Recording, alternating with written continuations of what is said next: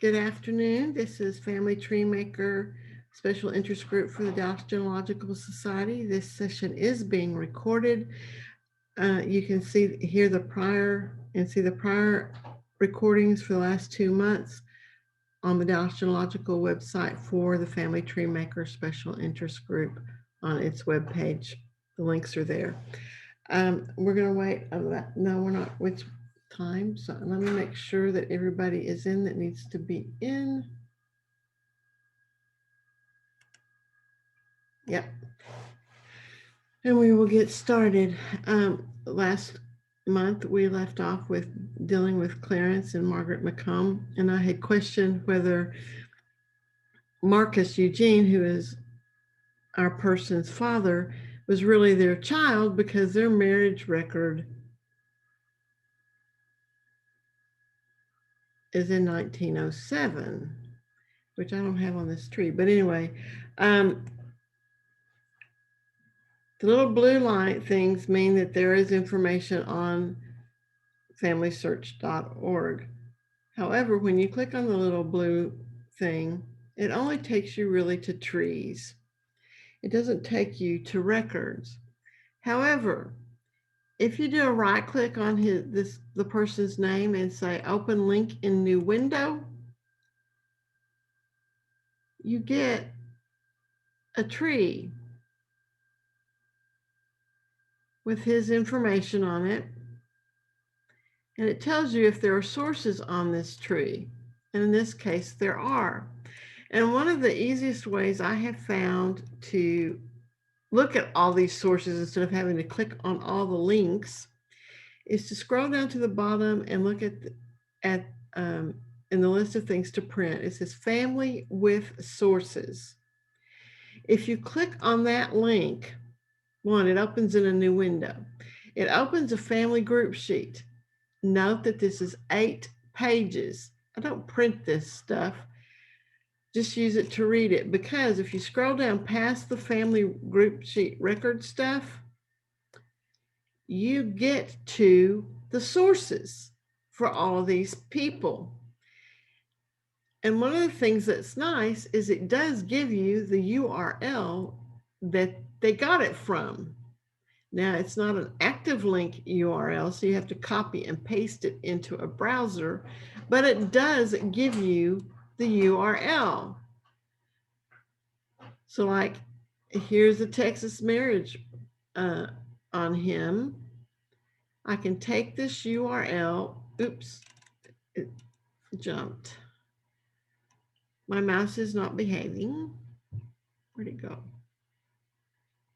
Now I lost it.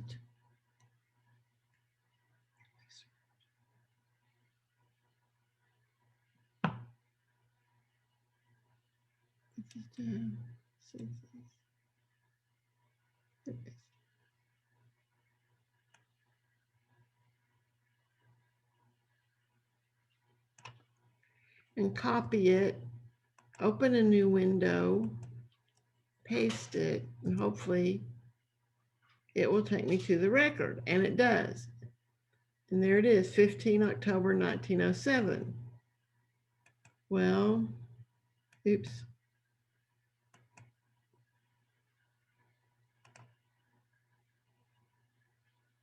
Marcus was born in 1906. I'm going to go on and add this marriage record. You can either, you can either add it on the person page, or you can add it here on your main page. And the date was 15 October 1907.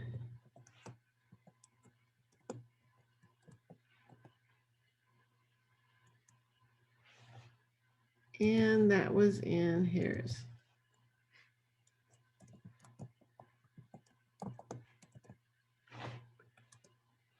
Since I'd already entered that, it's populating and will show up at the top of my list.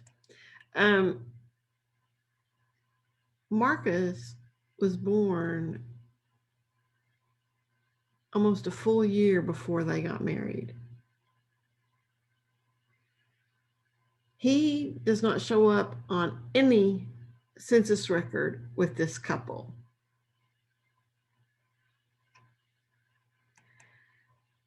And if I go back and look at the sources,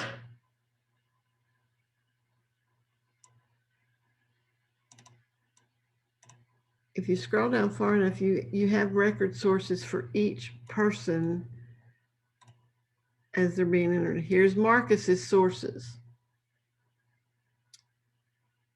He's on the 1940 census because he's married already. He's on the 1942 census, draft registration cards.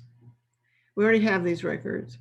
And he's in the Texas Death Index, birth index for his daughter.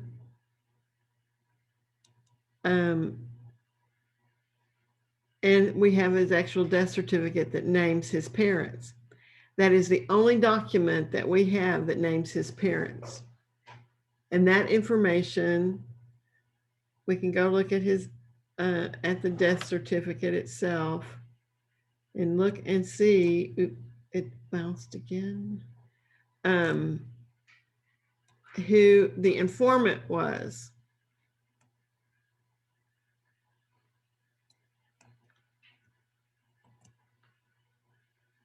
Here again, I'm going to open it in a new window.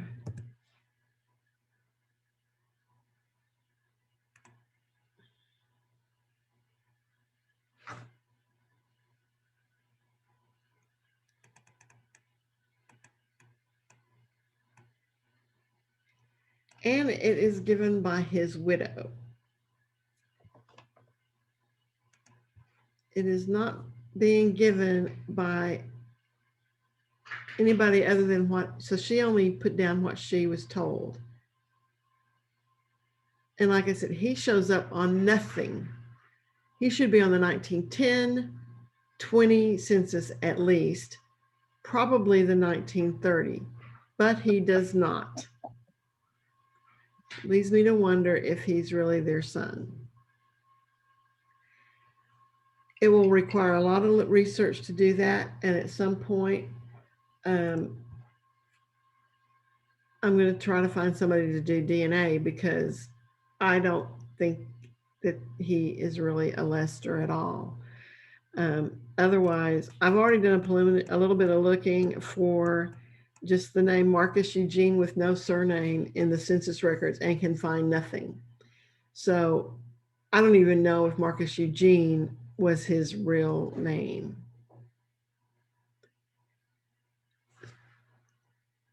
And those are the questions you have to figure out, doing genealogy. You come across this stuff all the time that it may not make sense.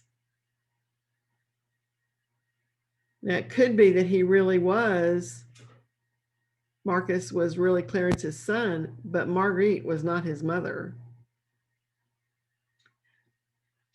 But he's not on any census at all with this couple. But I find it odd too that I cannot find very many census records for this couple because all I have found is the 1910. He is not on it. And it lists only one child, a daughter, being born like in late 1908. So if he is Clarence's son, where is he? I can't find any of them in 1920. So I kind of have to think about, am I going to pursue that Lester line right now until I get more clarification or can find more information? And I kind of concluded I am not. So I'm going to work on the Cole line. She too has a match. And it shows up with her parents. So I'm going to open this in a new window. Let me close all these other things.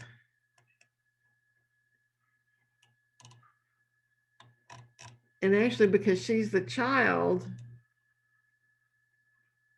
or she's the main person, I really want to look at her parents and see how they attach her to them. So I'm going to click on her dad to make him my primary person here. So I can move down and look at the family with sources, just like I did on that other one, and it should open and give me, here again, 8 pages, because the first 2 are really the regular family group sheets that everyone is used to looking at, and then you've got all the sources. And somewhere down here should be what they used for Noreen.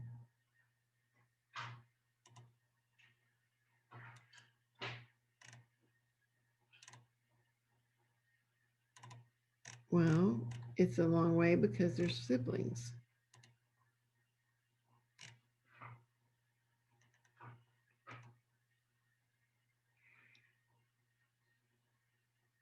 They have her in the 1930 census and the 1920 census with her parents. She's with her husband in 1940. And the Texas Birth Index with the birth of Georgia Jean. I can take these records and any of them and take the URL. So let me get to 19. Where's the 1930? It doesn't like me when I click on it.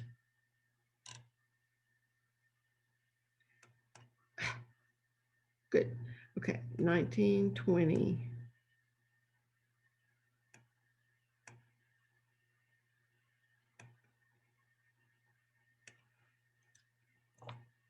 Open it in a new window. And while I'm doing this, I'm going to go on and get 1930 if I can figure out where it went.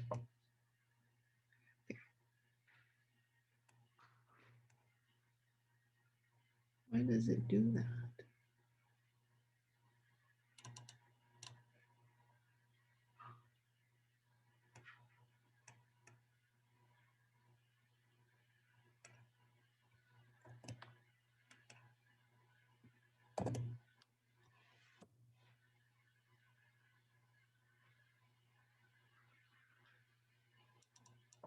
So this is the 1930. I can do view original document.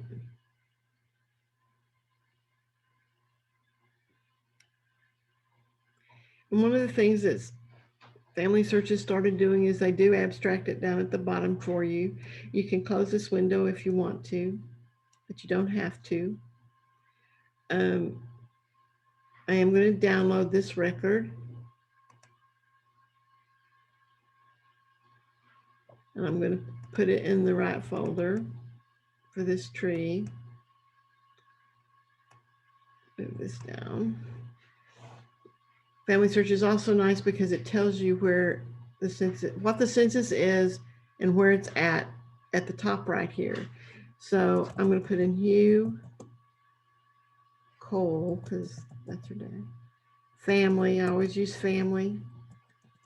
If it's a group, if it's just a single person, I just put their name. That way I know I'm not looking at for other people on that census record. 1930 census. Oops. In Bastrop.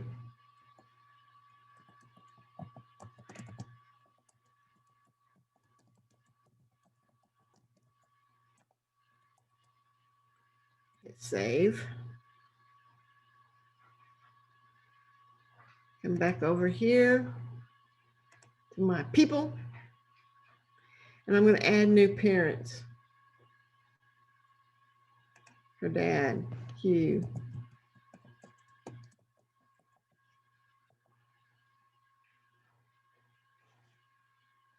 Click OK. And if you note, when I added him, the cursor automatically moves to the spot where it says birth.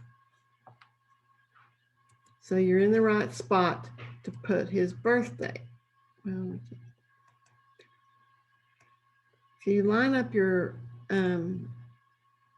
index area correctly, you can get the birth date off of here, and off the census record, you can also look and see it's Louisiana is where they were all born.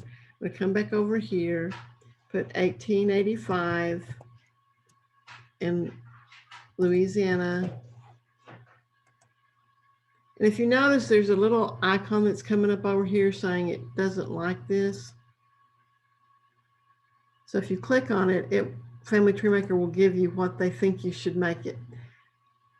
And that place is linked to 2 facts. I can change them all at the same time. So I'm not having to change each one. And then because it's a census record, I'm going to go to the person tab. I'm going to add a fact. And this is a residence. If you just start typing RE, it's going to get you close to where you want to go with, or whatever it is you're wanting to add as a fact. If you type the first couple of letters, it will get you close to where the entry is that you want. If there is not something there that you want, you can add a fact. You can add any fact that you want. I don't know why Family Tree Maker didn't have certain facts like tax rolls, something that involved tax, because taxes are back in the late 1700s, early 1800s were very important.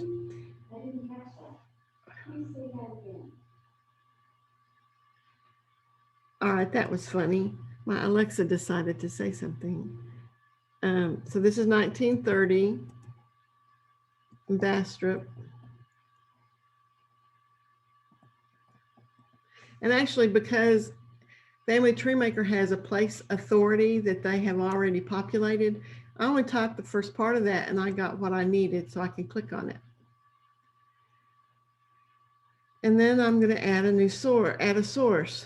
Well, is it one I already have in my list? No, I don't have 1930, so I'm going to add a new source. I'm not going to use a source template because those don't work well in JEDCOMs and in opening another software, because everybody that makes software tends to make these templates proprietary.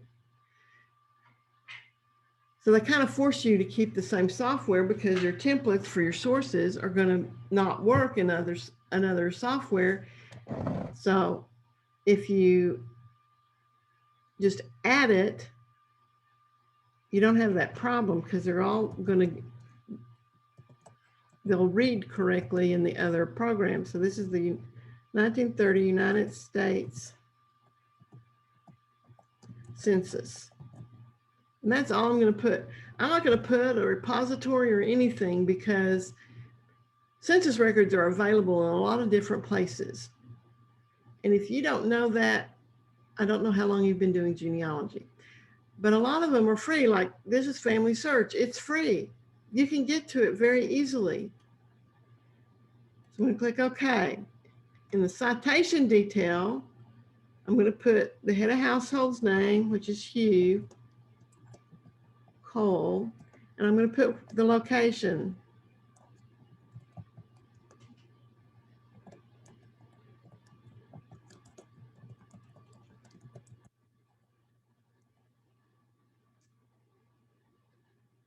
And I'm going to click the media button and I'm going to attach new media. Now it's going to take me to the wrong place because it's going to do that. So I have to navigate to where I have the media. There we go. And there's the 1930 census. Once you have it located, you know, if you're only dealing with one database, you probably aren't going to have to do this very often. I deal with many databases, so I'm constantly having to find the right database that I put the picture in. And so now I've added that, I'm going to click OK. And it adds a little 1 here, so showing you that there's a source and there's a media. And I'm going to add it to the place. So I'm going to go over here to the little arrow besides new and click on use existing source. Since I have just entered that one, it is selected for me. All I have to do is hit link to citation.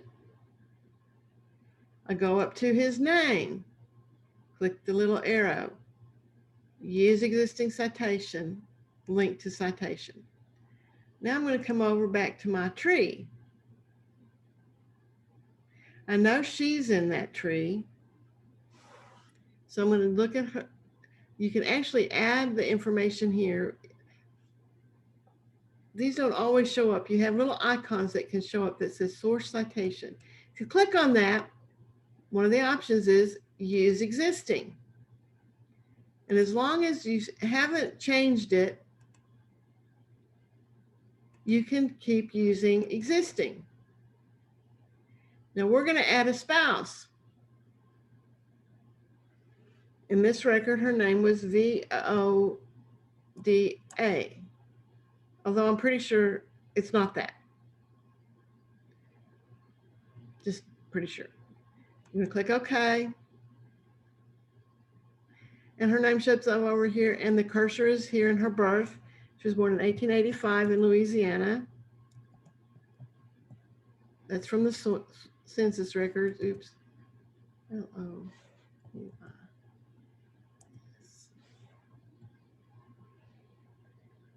it's being rude. There we go. And you can see there's not a little icon by her name until I hover over it, and I can click on it and use existing. And like I said, I haven't changed it, so I can very quickly add that source to her. Now, they have had children. They had more than just Nora. They had Joe D. He was born in 1912. I'm going to come back to my window and click Add a Child. Joe D. Male.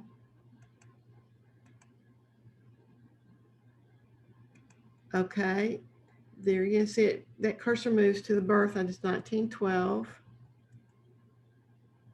Stop typing Louisiana. There we go. I boo-booed a while ago. And here again, you don't always see that little icon for the source, but it is there. So no, that's where you source. And then the next kiddo, oops, hit the wrong button.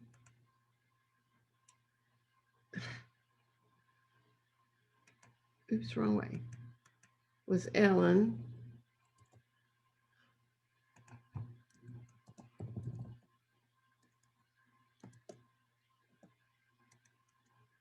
Oops, click OK.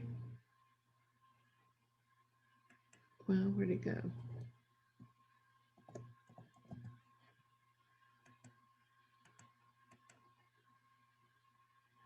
She was born in 1915 in Louisiana.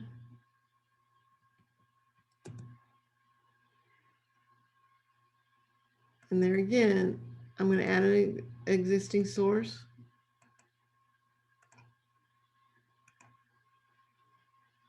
And are there any more kiddos? Nora's already there. There's Mayfield in 21. Oops, wrong button.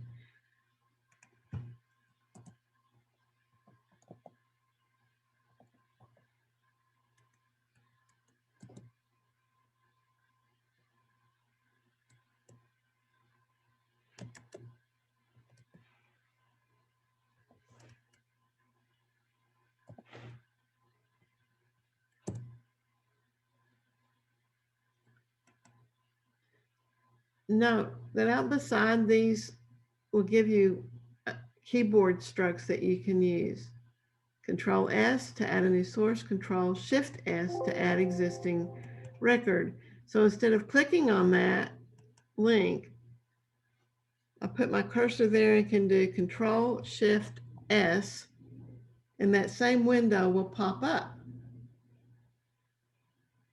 for me to link to the citation. I'm going to go back to Hughes record, and I'm going to copy the residence. Right mouse click and copy it. I'm going to go back to the tree, click on the spouse, go to person. I am now going to right mouse click on her and do paste. And her spouse shows up and the kids show up, and I can click on all the kids, click OK. And when I go over here, I'm going to click on Noreen. That 1930 census is showing up on Noreen.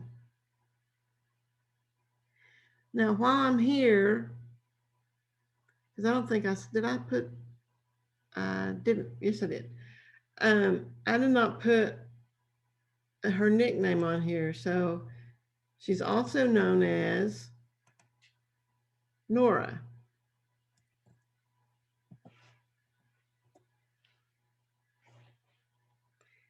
Because that's on this particular census.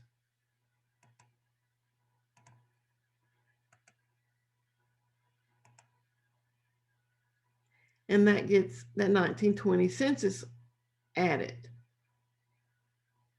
Come back over here. We've done that one. And that's the intro. All right, this is 1920. View original. This is where they are in Louisiana, which will give you additional clues as to where they were, because they were all born in Louisiana. And a lot of them now have middle initials in their names. And VODA is now VADA. I'm going to download this one and put Hugh Cole, family, 1920,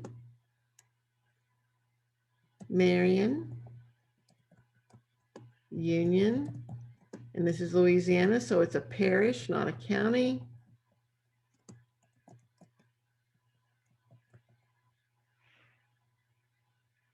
Oh, 1930, 1920 census. Save it.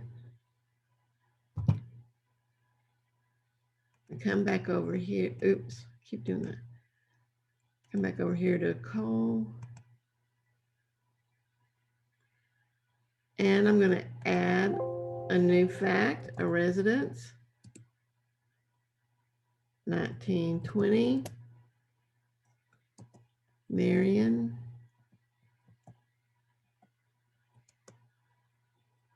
Union, Louisiana. Click on new. See if I already have 1920 in my list. I do not, so I'm going to have to create a new one that says 1920. Oops. United States Census.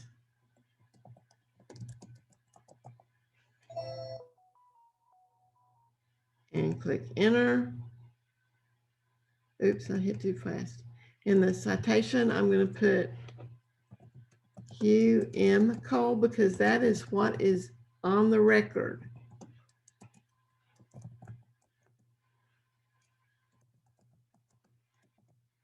And the location.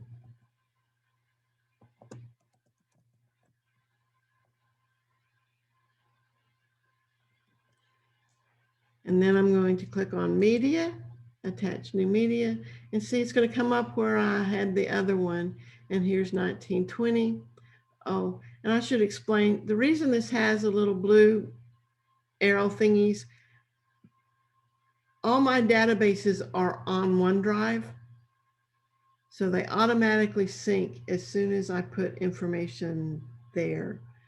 It's also on my computer, but it's in the cloud. It automatically is backed up. And I can get to this information from any computer. Once it's finished, it has that little circle with a check mark in it. Anyway, so that's added to this one. I'm going to click OK.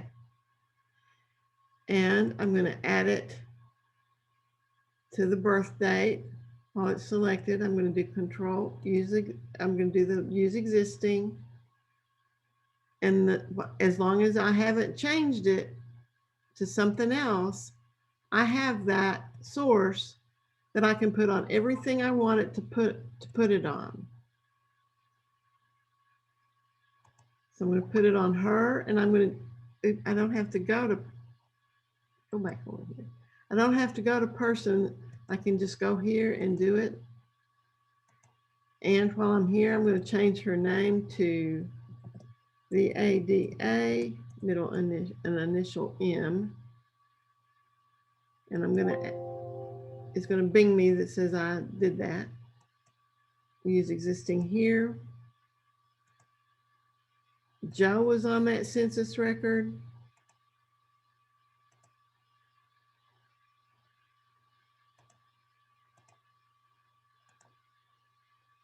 Ellen was on that census record.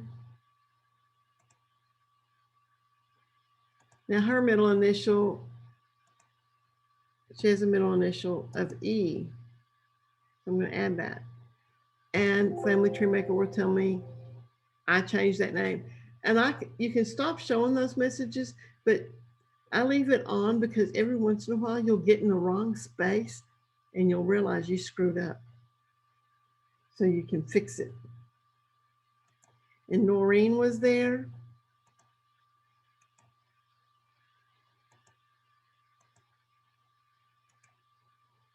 And now I'm going to go back to Hugh. I'm going to copy 1920 like I did the 1930.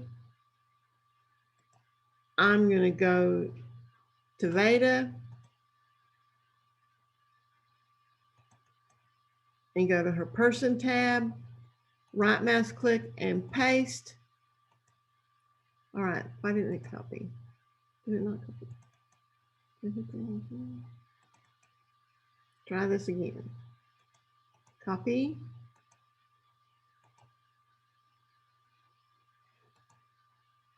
Paste.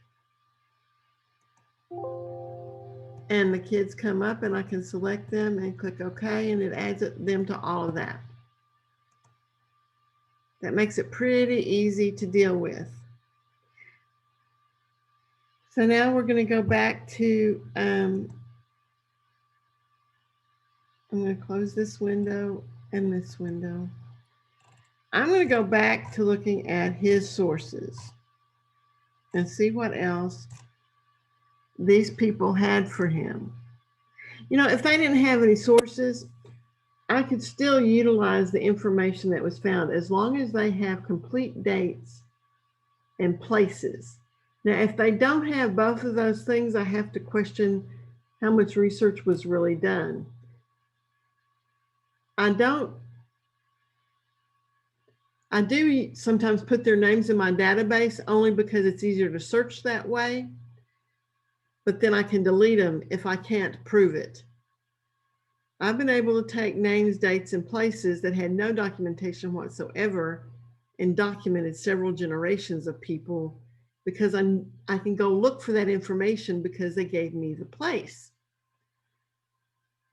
So we've done 1930. He is actually in the death record for Texas. So I'm going to copy that URL if it will let me.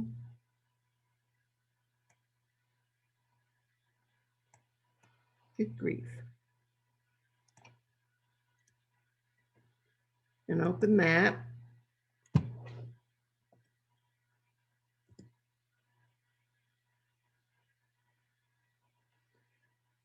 And Let's see what else there is. There he is in 1940.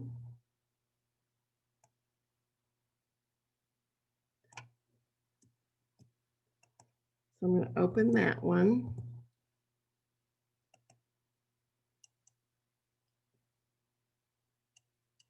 We have him on 20.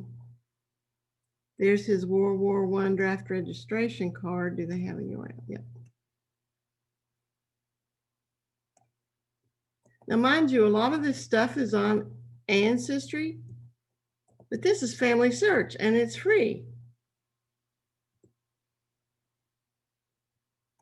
So use Family Search as long as you can. He was also on the World War II ones. World War II can be nice to find them on because it also sometimes names other family members. I go through and try to open everything at one time because then I'm not going back and forth to opening stuff.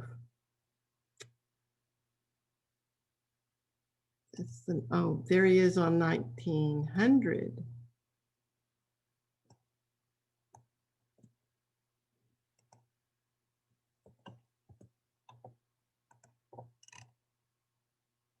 Continue on next page. Okay. There's another Texas deaths. Let's see if it's a different, there you go. Wait. See if it's a different one. Sometimes they did get duplicate sources in here. But since people can appear in searches not as a primary person, but as a parent or something, you might find them in something else.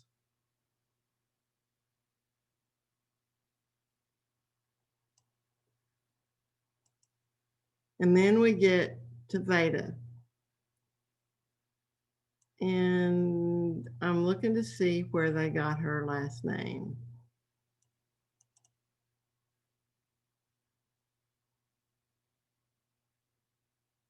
In this, probably.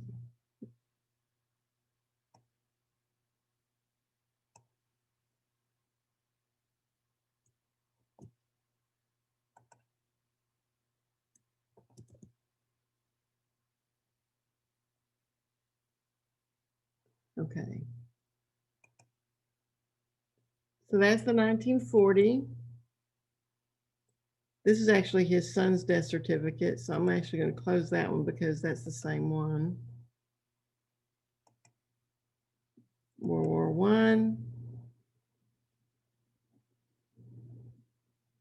I. This isn't available on Family Search. It's available probably on Fold 3. Now, there are some libraries that give you access to Fold 3, even at home. That is the 1900, and that is actually his death certificate. And it doesn't have his parents' names on it.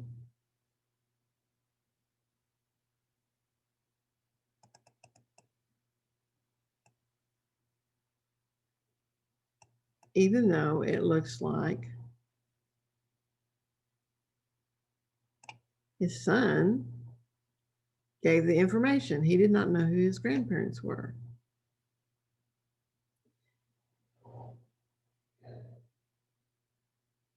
Since we're here, we'll start with this one and we're going to download this. This is Hugh M. Poole death certificate.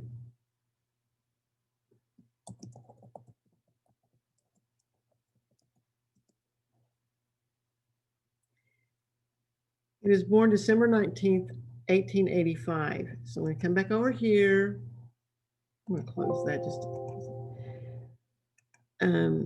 He was born, I forgot when it was.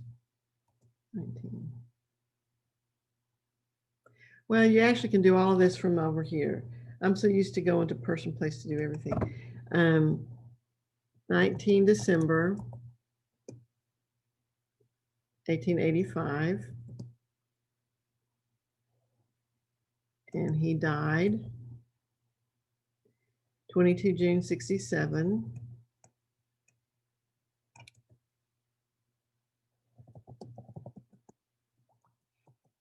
In Pasadena.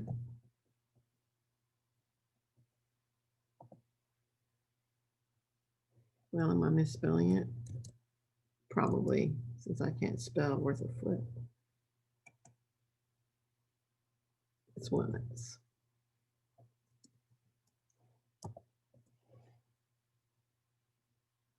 And there's Harris, Texas, because that's what it is. I'm now going to add a new source.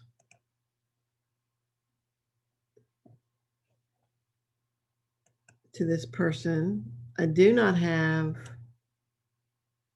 my catch. I'm going to have to make a new source. Death certificate.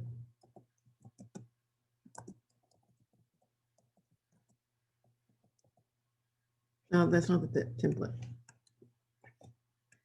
Just title. And what I put here is the name that is on the death certificate, the state, the year, and the certificate number. Because if you do not have access to an actual image, but you have access to the microfilm, that information will get you the certificate. So 39124.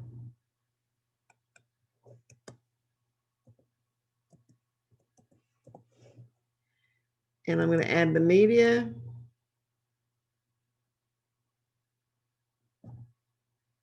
There we go. Right. Click OK.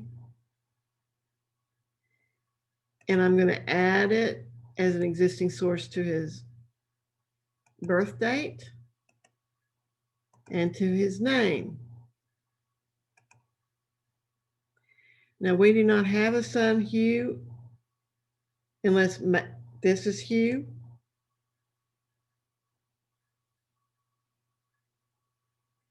And he may be. I'm going to put Hugh in front of that.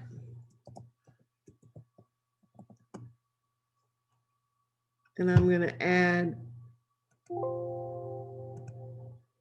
an existing source because he was the person that gave the information. I'm going to come, oops, I didn't mean to do that. I'm going to come back over here and put in M here.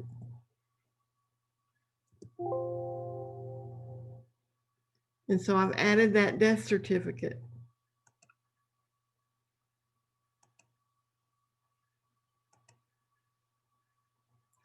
Now this is the 1900 census. This adds his parents and his siblings. So if I view the original document,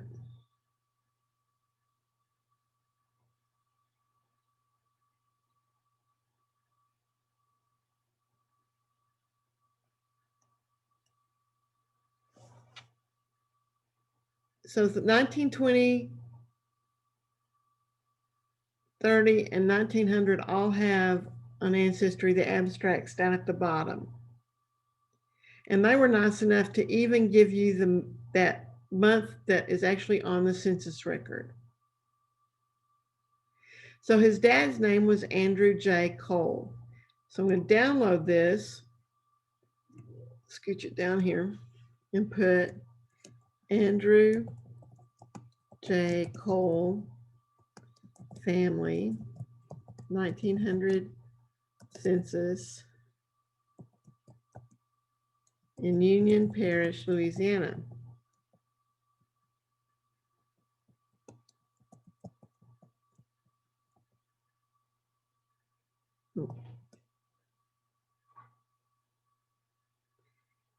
And I'm going to come back to the tree and I'm going to add his parents. So I have Andrew,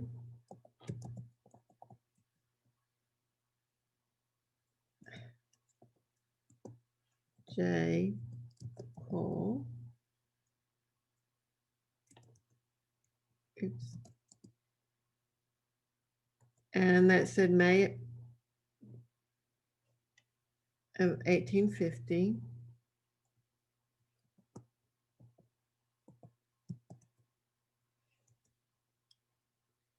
Of Alabama.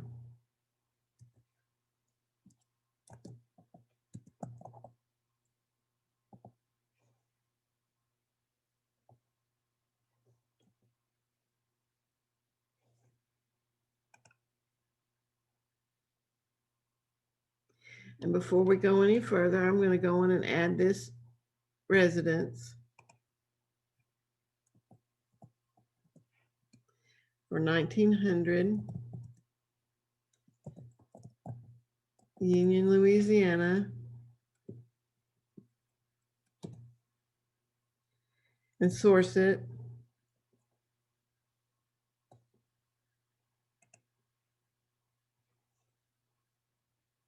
If you've already added a source, you just start typing it and the drop down list will populate it. So you can go on and just click on it. And then you can put in your citation, Andrew J. Cole.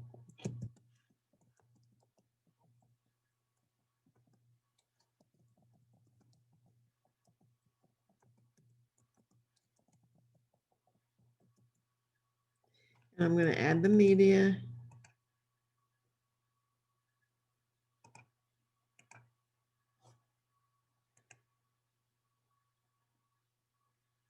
And while that's selected, I am now going to come and add that information to his birth year and his name. I'm going to come back to the tree. I'm going to go in and add it to Hugh because he's on that record.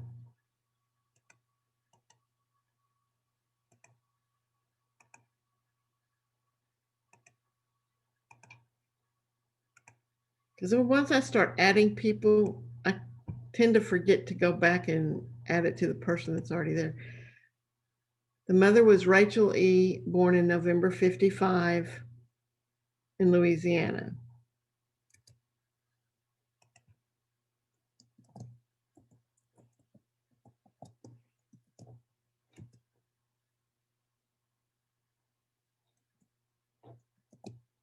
Now, normally, if I don't have a last name, I go on and put in a backslash as a placeholder. Otherwise, you end up with this situation where her E would become her last name, like this M did for her. And you don't really want that when you're trying to find somebody because you're looking for this other name.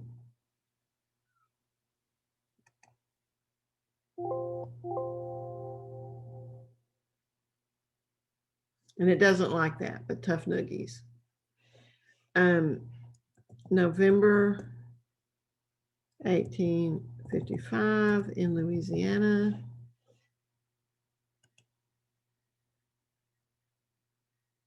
And now we're going to start adding his siblings. Isaac A., August 75.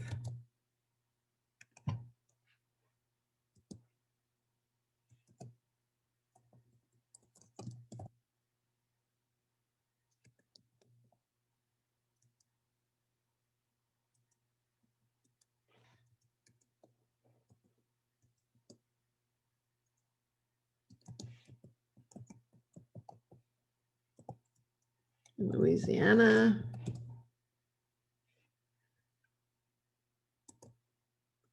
Next one's Sally, November 79.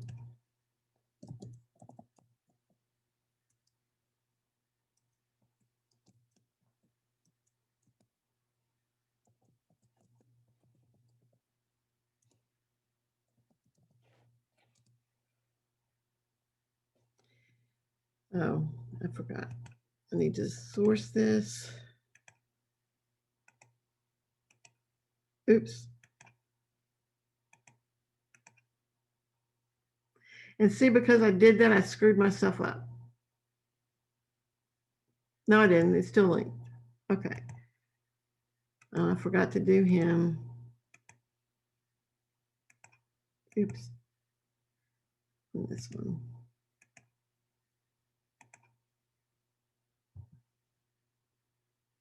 And see who's next. Sam G. March 82.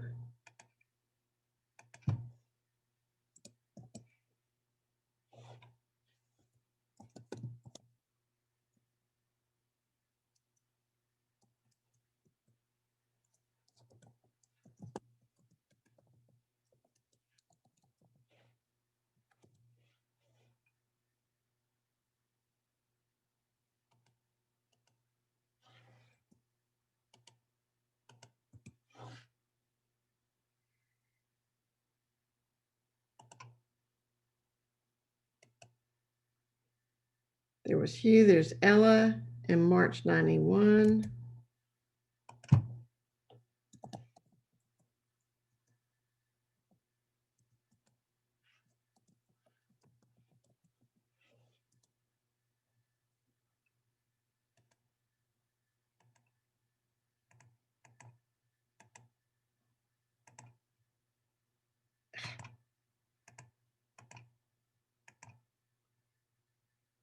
And did I do Sam? Yeah. Let's see if there's anybody else. Victor, December 93.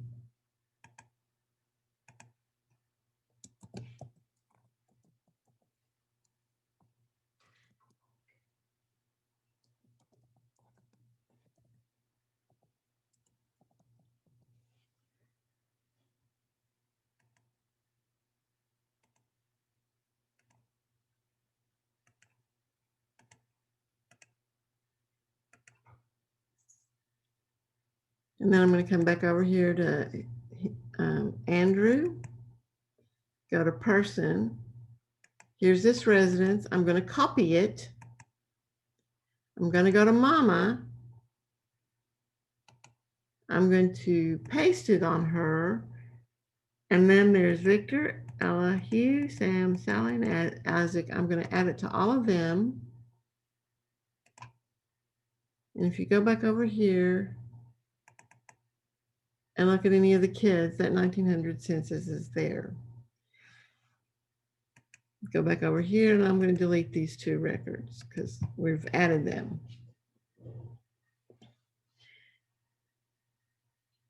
And I'm going to kind of end it there so we can ask if there are any questions. I'll be glad to ask questions. Unmute yourself and ask. And we will pick up here when we resume in January. Are there any questions? And I have a question. Okay.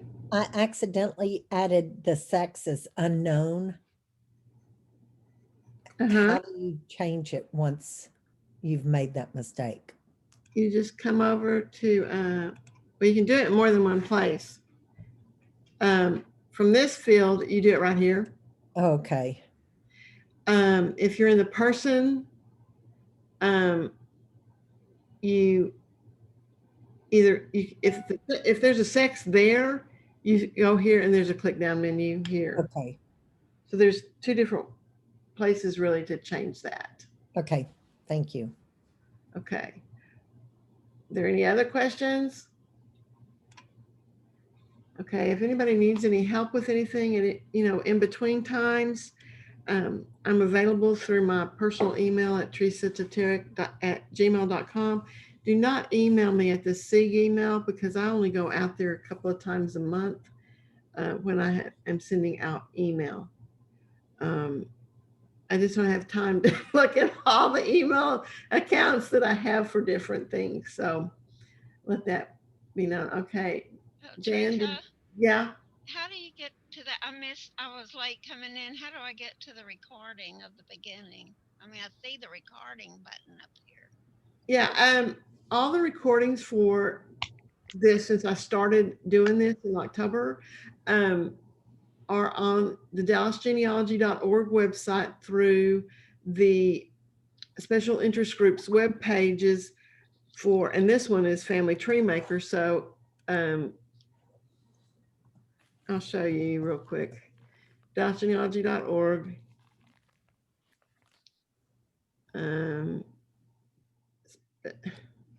Special interest groups. And then this is Family Tree Maker. Well, where'd it go? They rearranged this. Okay, Family Tree Maker. Down at the bottom, they have the recordings. So after this one gets edited, it will be put up. And I'm not doing the editing because I don't know how. I'm going to get trained after the first of the year. I just don't have time right now to learn how to do that. Are there any other questions? Okay, if not, then I will see you guys in January. Everybody have a Merry Christmas, a Happy New Year. Stay safe, healthy for the next few months. This is going to be for a long time, so I'm glad we can Zoom and see each other and talk and visit if we need to. At some point, we may just have a visit time.